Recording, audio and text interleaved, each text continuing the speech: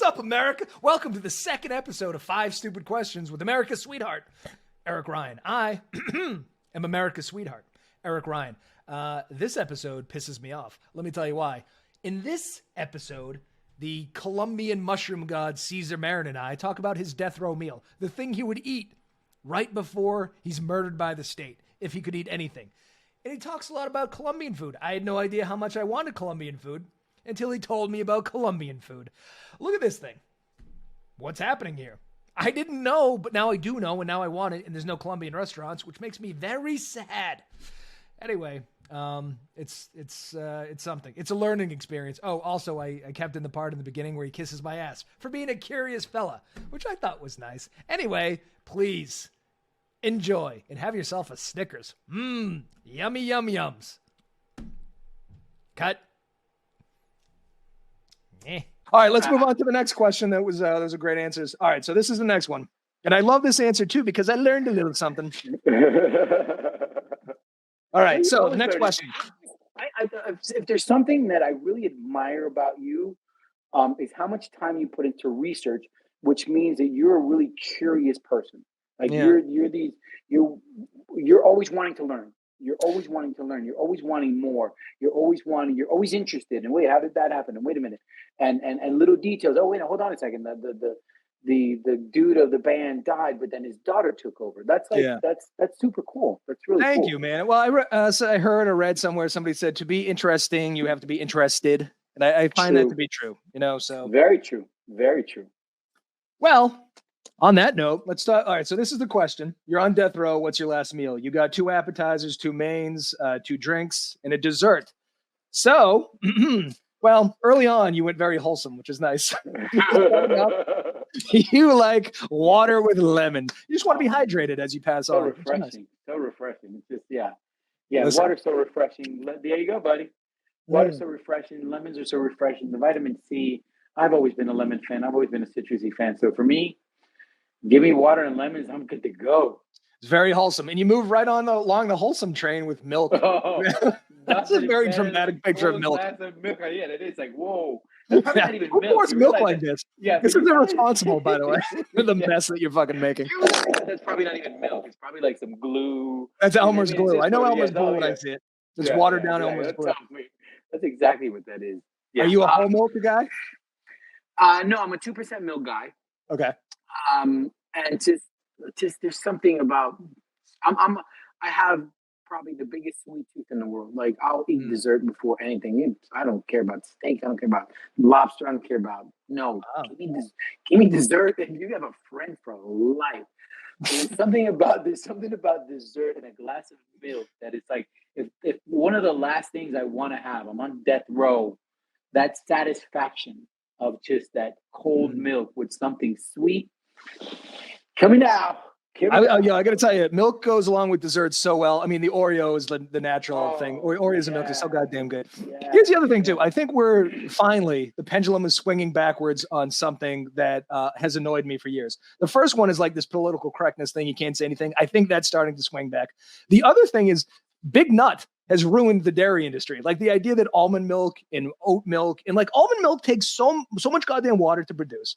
It's less nutritious. It's more expensive. It's way less nutritious.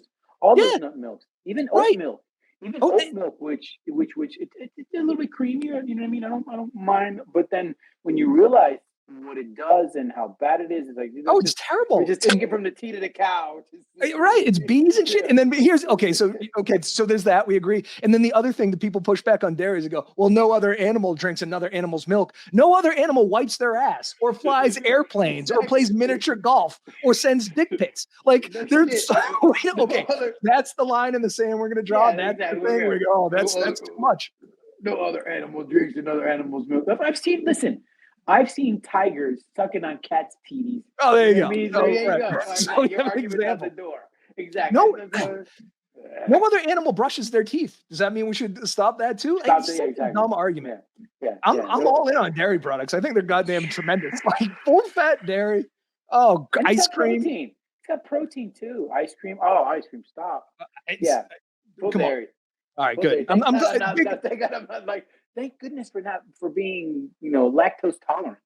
Oh, with the lactose. That's the other thing. Like, what, you gotta start tolerating some lactose because the rest of us are suffering for your weirdo bullshit. All right, here we go.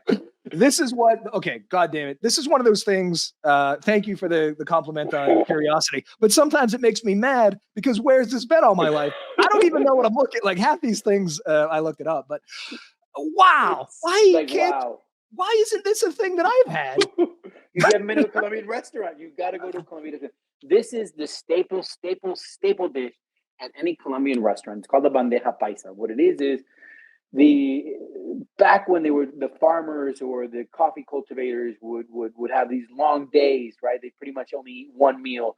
You know, they'd get up, just have some coffee, some bread, and so their lunch meal was this big, huge, massive meal, and it had pork rinds, it had beef, it had rice, it had egg, it had chorizo, it has plantain, it has avocado, it has arepas, which are like the sort of staple of Colombian bread. It's a behemoth plate. There's even some restaurants that order like a mini one. You don't get the whole one, but it's literally it's a food coma. It's one of those. Let me not eat for 3 weeks because I'm gonna have a bandeja paisa. I have it on the calendar for April 17th, so I'm gonna fast for a month before because that's a lot of food. Well, what the thing I looked up too, I went to this place, My Colombian Recipes, pork bellies in there somewhere too. Like this is a pork lot. Rind. There it is, right there. Yeah, right there. Yeah, that thing that looks like a bacon. Yeah, that was right. I was like, what the fuck am I looking at? And then it was explained. Yeah. And then this bread thing. Is that the upper left? Arepa, is that so that's called an arepa. It's made out of cornmeal. Okay. And it's the staple Colombian bread. You know what I mean? We don't have croissants. We don't have we don't have baguettes. We have arepas, and they're made out of cornmeal. Some people make them with milk. Some people make them with butter. Some people add a little, with water. And then it depends what region. Some regions are a little bit thicker. You know what I mean? And you put butter in them. In Bogota, they like them super thin and a little bit bigger. So arepas, like every Colombian in the Medellin area eats 2 or 3 arepas every day. Oh my God. Every day. Yeah. So, and the other thing that bothers me about the United States, we have so many immigrants, but so many immigrants' cuisine is not represented. It's like somehow we've embraced shitty pretend Chinese food. Like the white people fucking destroyed it with like, oh, how about pig pork? I'm like, yeah, pig pork and crab ragoons. Pig pork, yeah. But that's not, first of all, it's not authentic. I'm sure actual Chinese food is much, much better. But for a country that has so many immigrants, we eat we're boring as fuck. Where are the Colombian restaurants? I mean, maybe they're near you. They're not in Massachusetts. No, and again, there's places where I've gotten where it's like, wait a minute, there's a Colombian restaurant? That's crazy. That's impossible. And again, it's like everything, right? We immigrants find our own little pockets of our own little people. And then from there, some of us expand and go other places. Some of them continue to be, you go to Queens in New York, and there's, 3-4 blocks where it's like Colombian restaurant after Colombian restaurant because there's such a big pocket of Colombians there. I guess I just answered my own question. I live in Massachusetts. We're like 98%. Yeah. There's gotta be a Colombian restaurant in Boston. I'm sure. I'm sure Boston, a place called Lowell, which is where I went to college. That's a big I just got to get out of my white bread town. But we don't need another sub and pizza place. Can we just have some? Can I get some of those? Yeah, that's true. Yeah. Again, it's sort of there's so many cultures that eat, so many fascinating foods that we're sometimes very myopic in what we usually eat. We're super myopic. I guess there's a phenomenon on TikTok where Chinese people try American food like peanut butter and jelly and scoff at it, and they should be. Can you imagine if I was living in Colombia and you did this show and I did peanut butter and jelly, you'd be like, "What the fuck are you eating? Why are you doing this?" But Eric, think about it. It's like, look, don't Australians like die by Vegemite sandwiches? Have you ever had one of those things? Terrible. Oh, but to them, it's like, this is the most delicious thing in the world. So you're right. To me, a peanut butter and jelly sandwich, I'm like, dude, oh. To somebody else, it might be like, are you serious? Like peanuts and jelly? No, that's not happening. Well, I think it's all right. So that's Australia, obviously. Bunch of English people. The problem is England went to war with all these countries to get spices and then never used a single one of them. Blandest food in the world. Water's a spice. They boil shit and they're like, well, that's enough. That's enough. I hope you like it. Some of that blood sausage. Oh God. All right, so you're moving on from this, which looks delightful, and then listen, Yes. I didn't get a picture of your homemade rice pudding, but from I the should have same got you one. website, I would Nice. imagine something on this same zip Something- code, maybe. Something on that same zip code.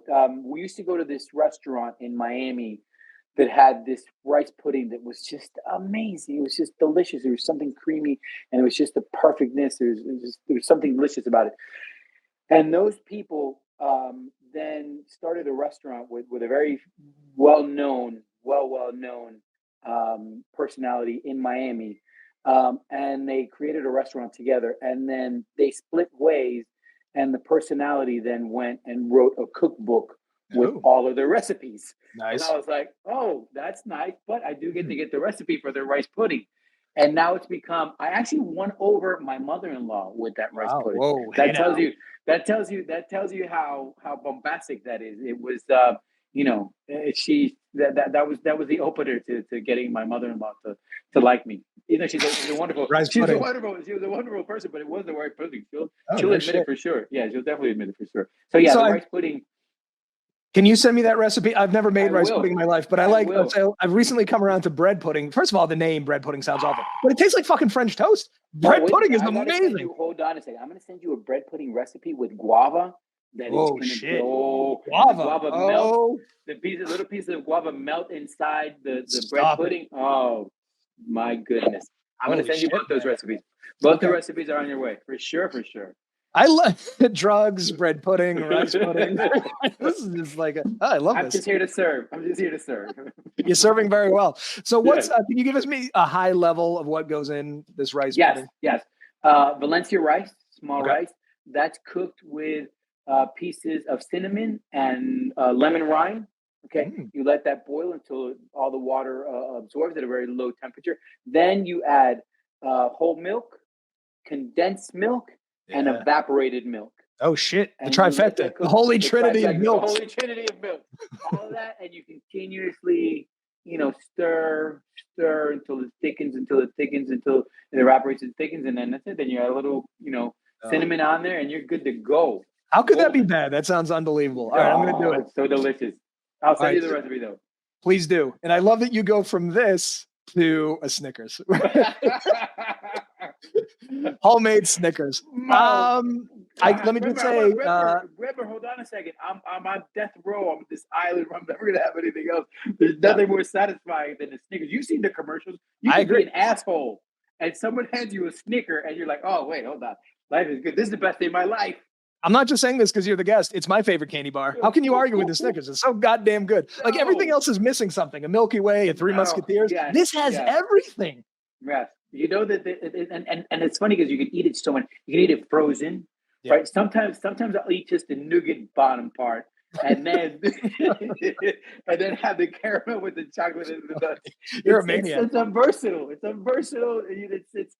a Twix. You take it, you pair it apart, and then it's it. You know what I mean? This thing's like Snickers keeps on giving, and I'll say too, the Snickers ice cream bars that they make, those are goddamn delicious too. I mean, everything Snickers has the Midas touch. I mean, they get fuck up. No. I go to Dairy Queen or sometimes, and I get the Snickers Blizzard because it added. They do have one. Yeah. Oh. Yes. Nice. Goddamn delightful. All right, man. So this is a bonus question that I throw on here. Yes, please. Let's say that you are on death row. The state is about to kill you. You've had your meal. Is there a song from your above 5 bands that you would like playing as you're eased into the afterlife? Oh, well, wait a minute. Where am I going? I'm going to Stairway to Heaven, baby. You're going to heaven. So something from so you're just gonna play Stairway? That's a good idea too, because it's 12 minutes long. So. Exactly. You gotta wait. You gotta wait till the end of the song. You can't kill me yet. No. I gotta listen to the whole tune. Speaking of which, have you watched Hart do Stairway to Heaven in front of Zeppelin at the Kennedy Center Honors? Oh my God, it's unbelievable. I gotta check that out. Yes. Obama's there. Robert Plant tears up a little bit. It's fucking.